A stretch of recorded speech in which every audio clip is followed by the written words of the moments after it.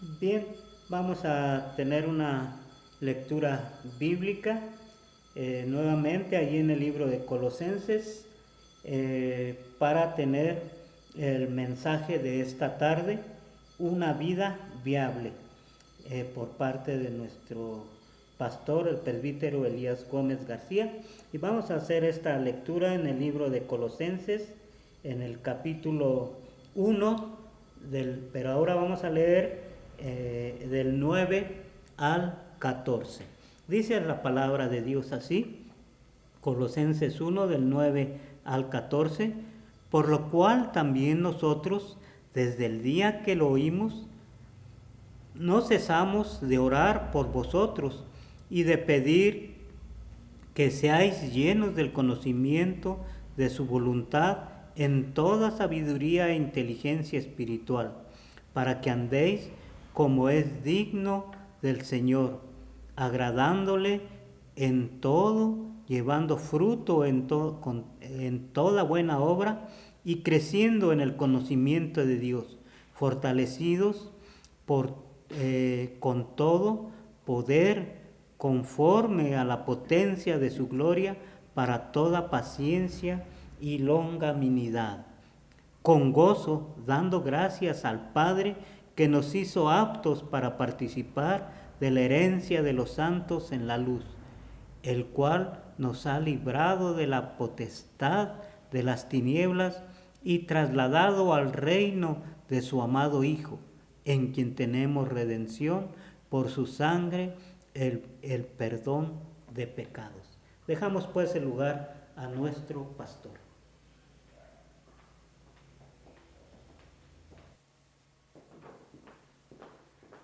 Mis amados hermanos, una vez más aquí saludándoles y deseando que la gracia y el favor del Señor siga siendo con cada uno de ustedes y pues la gratitud a Él también por concedernos nuevamente, ¿verdad? Estar aquí para exponer la palabra de nuestro Dios y pues gracias también por la anuencia y la presencia de algunos y que nos acompañan también durante las transmisiones como Iglesia Betel de Morelia, Michoacán. Gracias, Padre, por concedernos la oportunidad de continuar en tu palabra y a través de ella afirmar nuestra confianza y nuestra esperanza que tenemos en ti. Sigue hablando a nuestras vidas, que la obra de tu Espíritu Santo se siga haciendo manifiesta en nosotros para que así conozcamos de manera más clara tu voluntad y vivir acorde a ella. En Jesucristo oramos, buen Dios. Amén. Mis amados hermanos, pues continuamos con esta temática, ¿verdad? La vida cristocéntrica, centrada en Cristo, quien es el autor y consumador de nuestra fe, bien que la Biblia así lo expresa en Hebreos 12:2, ¿verdad? Puesto los ojos en Jesús, el autor y consumador de la fe. Él inicia y concluye, así que cuán importante es que nos mantengamos y profundicemos, ¿verdad?, en nuestra comunión y relación y nuestro conocimiento de Él. Y estamos ubicados en el libro de Colosenses, una de las cartas del apóstol Pablo, donde con antelación, ¿verdad?, pudimos contemplar los versos 1 al 8 en el antecedente en cuanto al saludo y en la acción de gracia que él presenta delante de Dios por la vida de los colosenses, ¿sí? A quienes podemos conocer o catalogar como personas admirables, personas de admirar. Bueno, ¿qué admirar en ellos? Bueno, pues podemos decir lo que el texto ha presentado. Dios ha hecho cambios radicales en su forma de ser, de actuar, de pensar y su posición delante de Dios también sobre todas las cosas. Estamos hablando como tal, ¿verdad?, de personas reales, de virtudes reales, de hechos reales y logros reales. Todo esto es resultado no tanto del obrar humano, ¿verdad? Este es un resultado del obrar de Dios. La gracia de Dios está obrando en la vida de los colosenses y a través de ellos también muchos otros logran conocer del favor de Dios para con la humanidad. Aquí hay un reconocimiento claro del apóstol Pablo, ¿verdad?, en relación a lo que en los colosenses está aconteciendo. Él los va a catalogar la noticia acerca de su vivir en Cristo como toda una realidad. Sí, una realidad de vida que por demás está de manifiesto. Pues no solo se señala que en los colosenses hay fe clara, que se clarifica que hay fe en Cristo, hay amor entre los hermanos y sobre todo hay una esperanza clara y manifiesta en Dios.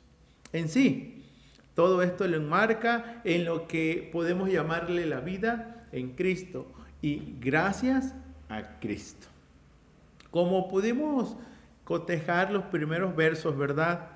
La vida en Cristo va más allá de lo geográfico, tiene que ver con nuestro posicionamiento en el Señor o ante Dios por medio de Jesucristo. Tiene que ver en el sentido, en la esfera espiritual, porque indistintamente que a quienes escribe el apóstol Pablo dice están en Colosas, también especifica los hermanos santos y fieles hermanos en Cristo. Tiene que ver con su posición en Jesucristo, ¿verdad? Como lo va a explicar el pasaje en que vamos a cotejar hoy, desde los versos 9 al 14, han sido trasladados. El texto nos ha librado de la potestad de las tinieblas y trasladado al reino de su amado Hijo. Como tal, tiene su origen esta vida en el Evangelio, la palabra de verdad. A través de ella, ¿verdad?, hemos conocido la verdadera libertad del pecado, del diablo y de toda condenación eterna. Lo pudimos leer, ¿verdad? De la cual ya habéis oído por la palabra verdadera del Evangelio. Su existencia se da en la esfera también, no solo del Evangelio, sino también de la gracia de Dios. Verso 6, desde el día que oísteis y conocisteis la gracia de Dios, dice la Escritura, llevan fruto y hay crecimiento en ellos. La predicación, por lo tanto, fue el medio por el cual fue conocido el Evangelio y por tanto la gracia o el favor de Dios para con ellos, como lo habéis aprendido de Epafras, nuestro consiervo amado. Y el Espíritu Santo es quien ha aplicado esta vida en la persona del creyente, quien también nos ha declarado vuestro amor en el Espíritu. El Espíritu Santo obrando, y como ya habíamos señalado, ¿verdad? El primer fruto del Espíritu es amor, gozo, paz, paciencia, según Gálatas 5, 22 y 23. Así que a la luz de este relato de la Escritura, la vida que en todo creyente en Cristo se genera, es real, existe, esta se logra no en base a mérito alguno humano, sino al obrar de Dios en el creyente. Primero, por la obra poderosa del Evangelio, aplica la gracia salvadora de nuestro Señor Jesucristo y el Espíritu Santo crea esa regeneración, esa transformación para una nueva vida. Cosa que es muy diferente a llevar una vida con alguna tradición religiosa o religiosa en sí, como quizás lo podamos cotejar en el Evangelio según San Juan capítulo 3, aquel hombre maestro de Israel llamado Nicodemo, que el Señor le dijo, siendo tú maestro de Israel, ¿no sabes estas cosas? Ya que Jesús les estaba hablando, ¿verdad?, que os es necesario nacer de nuevo, nacer del agua y del Espíritu, para ver el reino de Dios y para entrar en el reino del Señor. Y todo cuanto el Señor está haciendo en nuestras vidas, sin duda es de admirar. Es de admirar porque no hay de otra forma en que lo hubiésemos logrado. Lo que somos, lo que hacemos, lo debemos todo a Él. Fuera de Cristo, nuestra persona sería como cualquier otro mortal.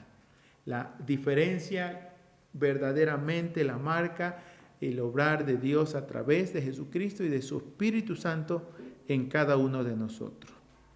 Esto nos da pauta para decir entonces que la vida cristocéntrica, como tal, ¿verdad?, de la que estamos aludiendo, no solo es de admirar o no solo es admirable, sino también es viable.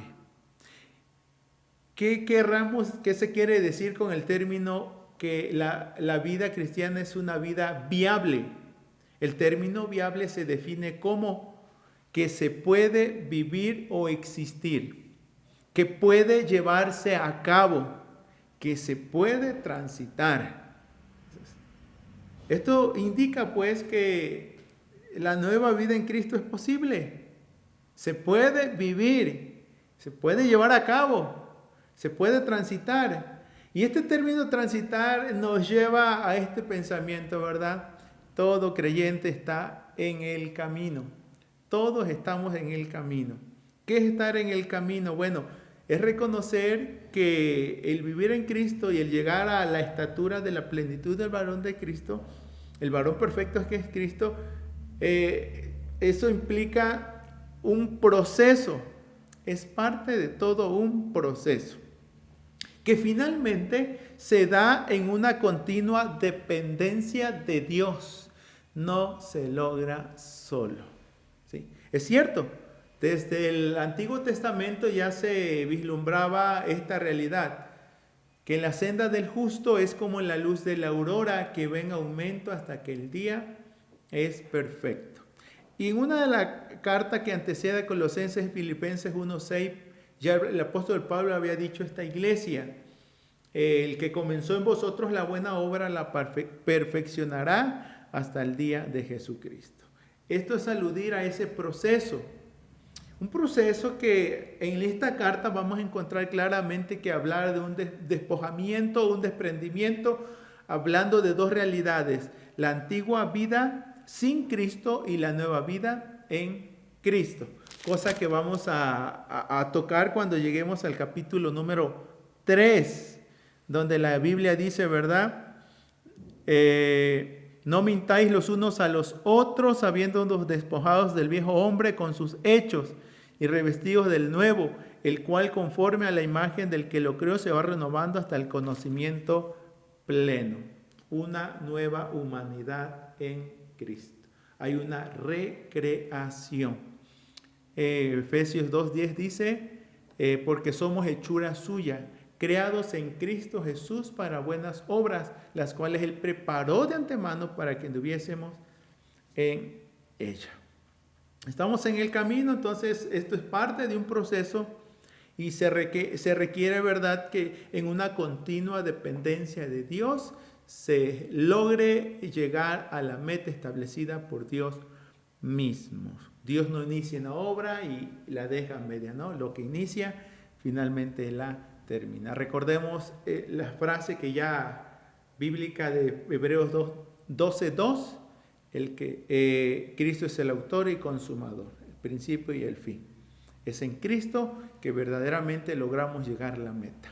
Correr lo que ha señalado en el verso 1 de Hebreos 12:1, ¿verdad? Finalmente, correr con paciencia la carrera que tenemos por delante. Ahora, en el pensamiento del apóstol Pablo, esta era una realidad. Él no hablaba de algo que no conocía, no entendía, no comprendía. Él sabía que esto era parte de un proceso. En su carta a los Filipenses, capítulo 3, verso 12 al 14, ya él les había dicho, no que lo haya alcanzado ya, ni que ya sea perfecto, sino que prosigo por ver si logro asir aquello para lo que él fui también asido por Cristo Jesús. Hermanos, yo mismo no pretendo haberlo ya alcanzado, pero una cosa hago, olvidando ciertamente lo que queda atrás y extendiéndome a lo que está adelante. Prosigo a la meta, al premio del supremo llamamiento de Dios en Cristo Jesús. Prosigo a la meta. Es una realidad que también había aclarado y había especificado a la iglesia en Corinto. 1 Corintios 3, versos 6 y 7. Yo planté, Apolos regó, pero el crecimiento lo ha dado Dios. Así que ni el que planta es algo, ni el que riega, sino Dios que da el crecimiento. Finalmente, pues, hay una labor evangelizadora, una labor de siembra, de riega, pero finalmente el crecimiento lo da Dios. Como es claro en la vida de los agricultores, ellos preparan la tierra, siembran la semilla, pero no son las que la hacen germinar y producir. Es la tierra la que hace producir y en el caso de ellos es cultivar lo que ya ha sido producido. La vida cristiana no es un producto religioso de alguna denominación, de alguna tradición religiosa ese es un producto de Dios. Dios es el que produce en nosotros, así el hacer como el querer. Nos debemos a Dios. La salvación es de Dios de inicio a fin. Aquí lo vamos a leer a la luz de estos versos. Así que comprendamos ahora en este caso, ¿verdad? Comprenderemos el estudio de la exposición de la palabra basado en los versos 9 al 14 del libro de Colosenses, capítulo número 1. El cristiano con un conocimiento claro y profundo de lo que es la voluntad de Dios camina día a día hacia la madurez cristiana. Con un conocimiento claro de la voluntad de Dios, caminamos día a día hacia la madurez cristiana. Esto es parte de las oraciones del apóstol Pablo por los hermanos en Colosas, por lo cual también nosotros, desde el día que lo oímos, no cesamos de orar por vosotros y de pedir que seáis llenos del conocimiento de su voluntad en toda sabiduría e inteligencia espiritual. Así es su petición del apóstol Pablo, así como fue su acción de gracias por el obrar de Dios en ellos, como se precisa en el verso 3. Siempre orando por vosotros, damos gracias a Dios, Padre de nuestro Señor Jesucristo. Y ahora hay una petición en que en la vida del creyente, ¿verdad?, que está en los planes de Dios, que Dios tiene planes para la vida del creyente, tiene propósitos definidos para todo creyente. Es menester, ¿verdad?, estar en lo que Dios quiere y en lo que Dios espera de cada uno de nosotros. Reitero, es importante conocer y saber, pues no podremos hacer y vivir y andar si ignoramos lo que verdaderamente Dios quiere y espera de nosotros. Lo que Dios quiere, lo que Dios espera, va unido a un conocimiento, a un mayor conocimiento de su voluntad cada vez. Esto va en consonancia con lo que el apóstol el apóstol Pedro diría en su segunda carta, capítulo 3, verso 18. Antes bien, creced en la gracia y el conocimiento de nuestro Señor y Salvador Jesucristo. Así que vemos pautas, ¿verdad?, que a través de esta oración el apóstol Pablo hace de manifiesto la importancia de caminar hacia una verdadera espiritualidad, hacia una verdadera conexión, relación, posición con Dios, ¿verdad?, una correcta relación con el Señor. Sobre todo en sí es vivir acorde a la voluntad de Dios. Esto demanda un conocimiento claro y la expresión bíblica es pido, ¿verdad?, que sean llenos o seáis llenos del conocimiento de su voluntad. El conocimiento de su voluntad en toda sabiduría e inteligencia espiritual. Esto no es algo abstracto que no podamos comprender y entender a través de la Escritura, y sabemos que el Espíritu Santo es nuestro ayudador. Juan 14, 26 dice que cuando viniese el Paracleto, el Consolador, Él nos enseñaría todas las cosas y nos recordaría todas las palabras que el Señor Jesús había enseñado. Conocer la voluntad de Dios es actuar en consonancia a esta. Ahora, veamos cuáles son las bases del vivir cristocéntrico. ¿Qué es lo que la Escritura espera del creyente? Este vivir cristocéntrico que sí se puede vivir, es viable, es posible como tal, pero bueno, tiene sus implicaciones.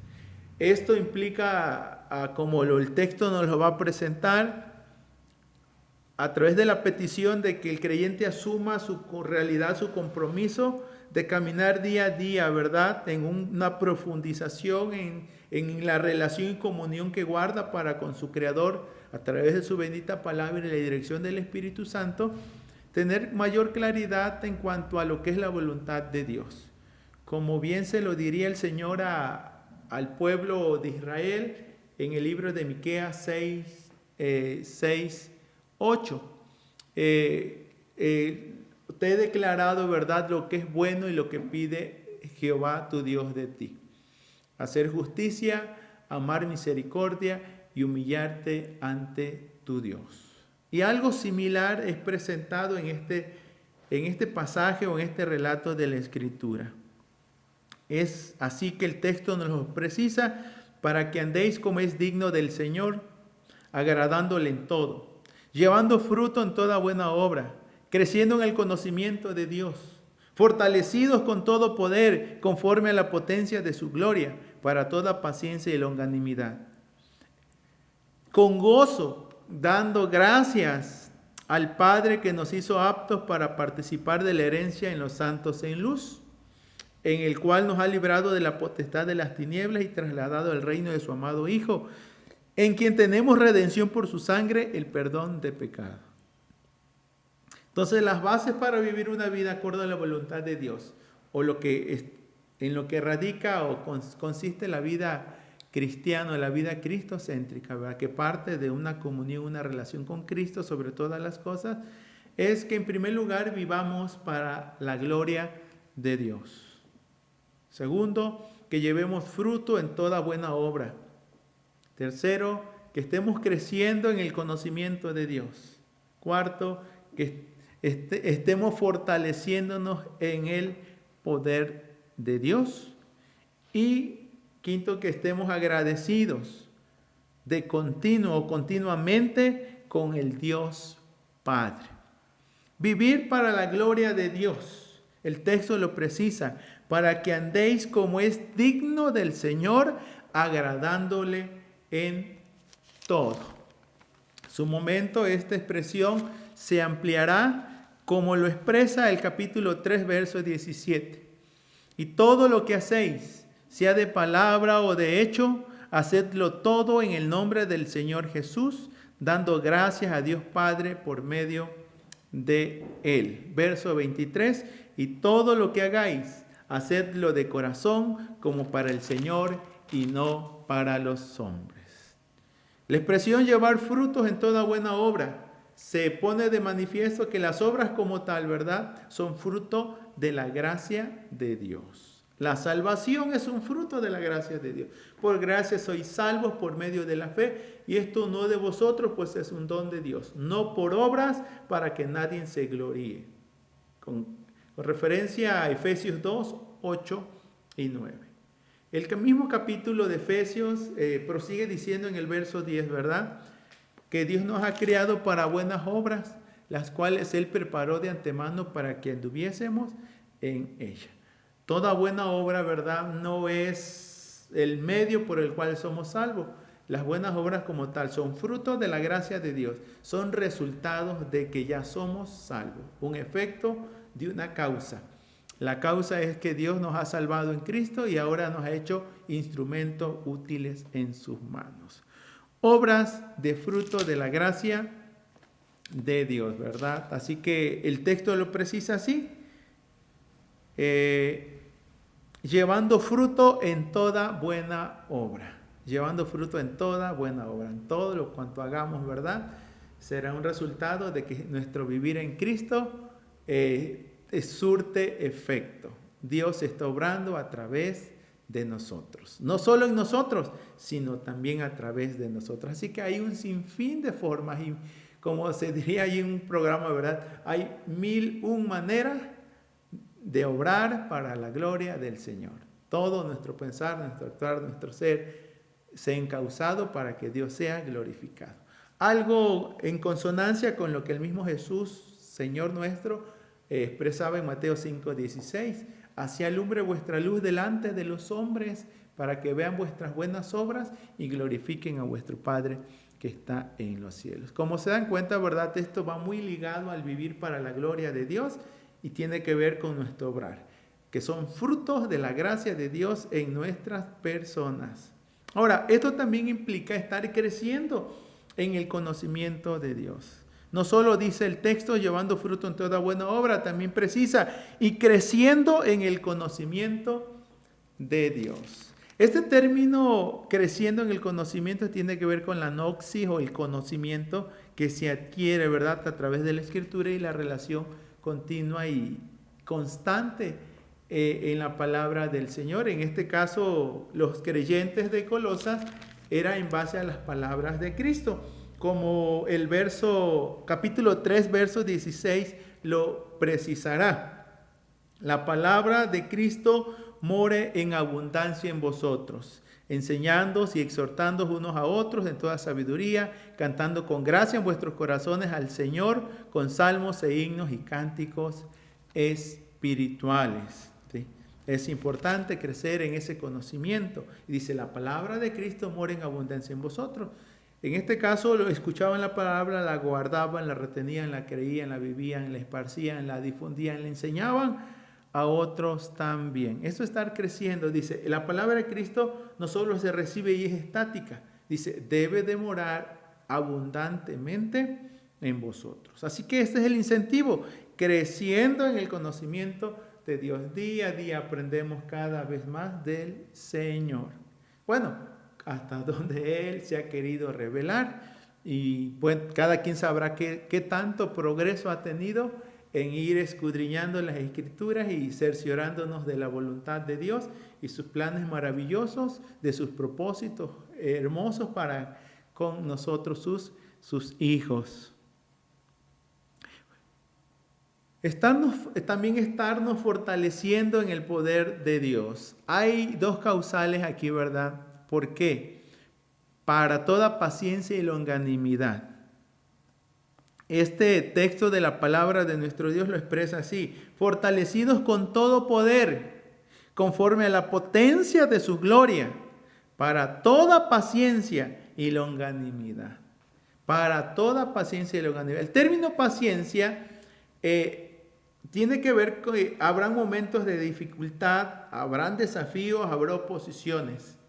Y el término paciencia tiene que ver con el poder de firmeza. Rehusarnos a sucumbir ante la desesperación o la cobardía. Esa es la paciencia, a no desistir, a mantenernos firmes, no rehusarnos, ¿sí? A rehusarnos, mejor dicho, de no quedar o claudicar ante la desesperación. Todos pasamos por la desesperación.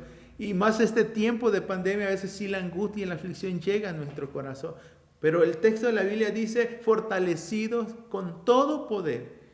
El texto habla no en nuestras fuerzas, sino en la potencia, conforme a la potencia de su gloria. No cabe duda, ¿verdad?, que el mismo Jesús, nuestro Señor, antes de enfrentarse a la cruz, pasó días, momentos de agonía, al grado que tuvo que orarle: Padre, si es posible que de mí pase esta copa, que no sea mi voluntad, no se haga conforme a mi voluntad, sino conforme a la tuya. Hay momentos desesperantes, angustiosos. Muchos hermanos en otras partes del mundo pasan por esta situación y no es tan fácil mantenerse firme. En la historia se da la historia del Coliseo romano, donde los cristianos servían prácticamente de entretenimiento y de diversión allí para los romanos, devorados por las fieras o bien asesinados por los gladiadores. Y el texto dice que la alternativa que tenían: reniegas de Cristo y aceptas a César como Señor. Y prácticamente, ¿verdad?, la firmeza era, ¿verdad?, seguir confesando a Jesús a pesar de esa prueba tan difícil en la cual enfrentaba. Longanimidad también es fortalecidos, dice, con su poder para toda paciencia y ahora para toda longanimidad.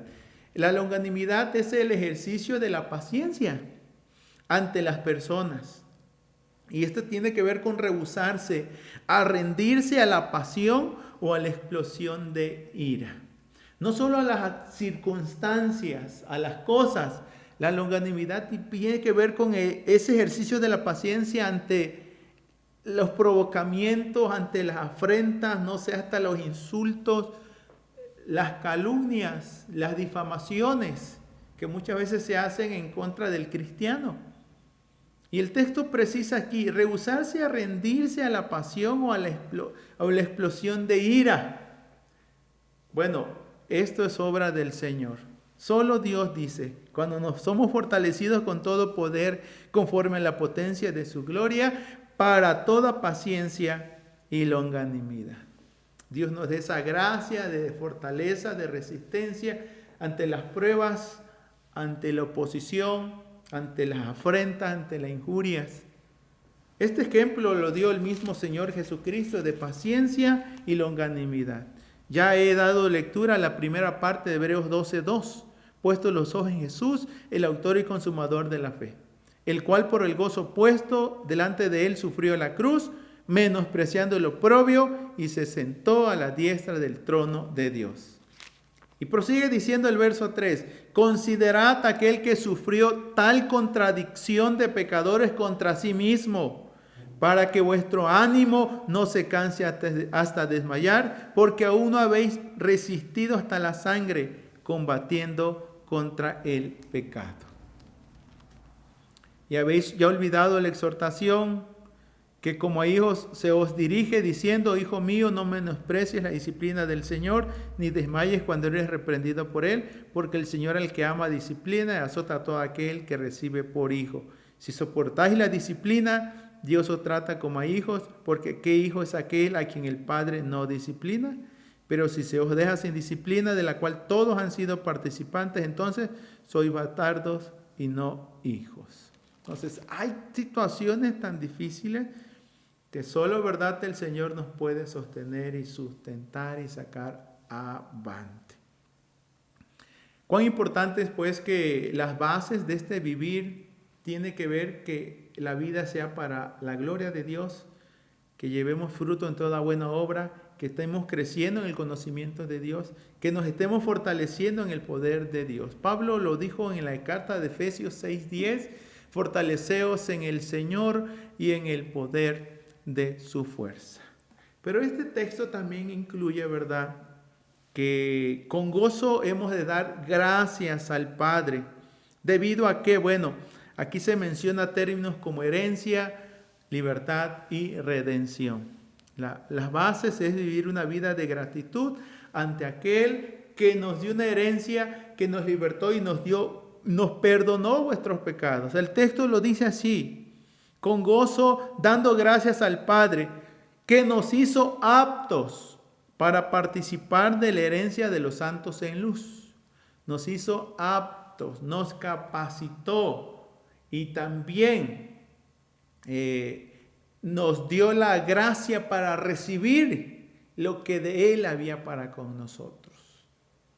Sí. Esa aptitud, esa capacitación, esa recepción de poder participar en la herencia de los santos. La herencia de los santos en luz. Ya el verso 5 hablaba acerca de esa esperanza que tenemos. A causa de la esperanza que os está guardada en los cielos, de la cual ya habéis oído por la palabra de verdad. Aguardando, ¿verdad?, la esperanza de recompensa y en la manifestación gloriosa de nuestro Señor Jesucristo en su segunda venida. Ahora, nos hace aptos para participar de la herencia en los santos y habla de las acciones puntuales de Dios, el cual nos ha librado de la potestad de las tinieblas y trasladado al reino de su amado Hijo. Trasladado. Sabemos, ¿verdad?, que la iglesia en Colosas no solo estaba geográficamente en Colosas, también dice el texto, estaba en Cristo. ¿Sí? Ha sido trasladada, dice, del reino de las tinieblas al reino de su amado Hijo. Y esa nueva posición es como si un servidor se moviese aquí donde está la luz y fuera la oscuridad, prácticamente no vería nada. Entonces mi posición o mi posicionamiento importa mucho porque desde aquí tengo mejor claridad. ¿Sí? Tengo mejor visibilidad como tal, me pueden ver y en este caso puedo ver. Diferente estar en un lugar donde no esté iluminado. Nuestro posicionamiento, así lo dice la Escritura, nos ha librado de la potestad de las tinieblas, de andar en oscuridad, en ignorancia, desconociendo los planes hermosos y preciosos que Dios tenía para con nosotros. Ahora, trasladado al reino de su amado Hijo. Eso, la herencia de los santos de luz, recordemos que Jesús dijo, yo soy la luz del mundo, el que me sigue no andará en tinieblas, sino que tendrá la luz de la vida. Esto nos indica estar en una correcta relación con Dios, tener una perspectiva de vida y sobre todas las cosas tener un entendimiento. Por eso la oración inicia diciendo: para que seáis llenos del conocimiento de su voluntad en toda sabiduría e inteligencia espiritual. Ahora ya entramos más que en una relación horizontal con los hombres, ahora vivimos en una relación vertical para con Dios. Aún el Padre Nuestro, recordemos, ¿verdad? Mateo 6, 9 al 12, 13, señala que primero oramos al Padre, reconocemos su grandeza, su soberanía, y luego presentamos nuestras necesidades. Primero reconocemos como nuestro sustentador, nuestro proveedor, nuestro Señor. Luego nos reconocemos como siervo y presentamos nuestras necesidades y súplicas delante de Él. Aún los 10 mandamientos también tienen esa conformación. Primero los 4 tienen que ver con Dios y los otros 6 tienen que ver con el prójimo como tal. Así que una correcta relación con Dios se antecede a una correcta relación con los hombres. Y lo que hace la acción de Dios es, verdad, de establecernos una correcta relación con Él para poder vivir en una correcta relación para con los hombres. Entonces hemos de estar agradecidos de continuo porque Dios el Padre nos ha dado una herencia con los santos en luz. Nos ha dado libertad, nos ha librado de la potestad de las tinieblas y dice la Escritura, ¿verdad?, trasladado al reino de su amado Hijo. Y en esta posición, nueva posición en Cristo, tenemos redención por su sangre, el perdón de pecados. ¿Sí? Tenemos redención por su sangre, el perdón de pecados. Tenemos el perdón prácticamente. Jesucristo a eso vino, el Cordero de Dios que quita el pecado del mundo. El nombre Jesús significa eso, según Mateo 1:21, y llamará su nombre Jesús porque Él salvará a su pueblo de sus pecados. El pecado sigue siendo aquello que nos habla el libro de Génesis 3, la caída del hombre al desobedecer, ¿verdad? Y a interferir, irrumpir en la correcta relación que tenía para con Dios. Manifiesto cuando el Señor habla: Adán, ¿dónde estás? Y él dijo, se escondió. Oí tu voz y temí y me escondí. Estaba desnudo y tuve vergüenza. Ahora Jesucristo nos hace, ¿verdad?, nos perdona nuestros pecados, todas las ofensas que hemos cometido contra el Señor, porque no hay otra forma de estar en una correcta relación con el Señor. Reitero, Juan 14, verso 6 dice: nadie va al Padre si no es por medio de Cristo.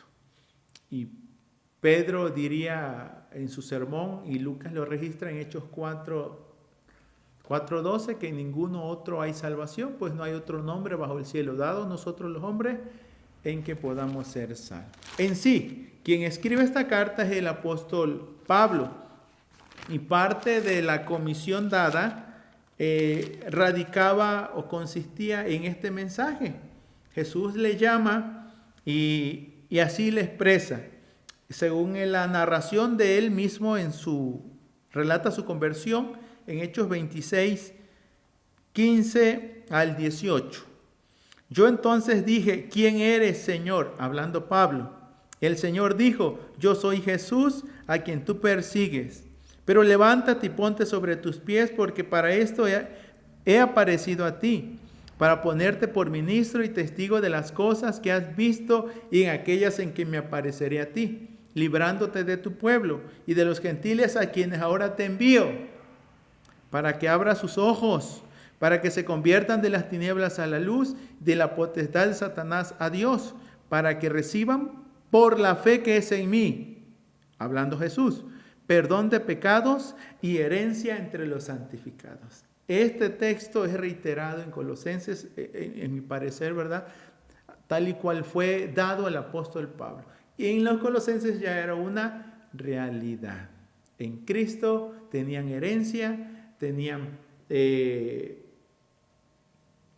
perdón de sus pecados, la libertad espiritual que tanto requerían. Jesús mismo había dicho, ¿verdad?, que Él había venido para libertar, y conoceréis la verdad y la verdad os hará libre a través del conocimiento de la palabra, y si el Hijo libertare, seréis verdaderamente libre. Dios en su gracia entonces quiere darnos a entender, ¿verdad?, que sí, en nuestras fuerzas es imposible llevar una vida que agrade a Dios, pero en Cristo Cuando le hemos reconocido como Señor y como Salvador, esto es posible. Puede vivir o existir. Es transitable. Vivan ricamente, sin mezquindad en la esfera espiritual. Es lo que Pablo ha reiterado a la iglesia en Colosas. Han sido enriquecidos. ¿Y en qué consiste esta riqueza? Porque dirá alguno, hermano, yo no salgo de lo mismo. Bueno, han sido enriquecidos, dice, en la esfera espiritual, porque están en Cristo y en Él tendrán todo lo que requieran y necesitan: sabiduría, conocimiento, poder, paciencia, longanimidad, gozo, gratitud y amor.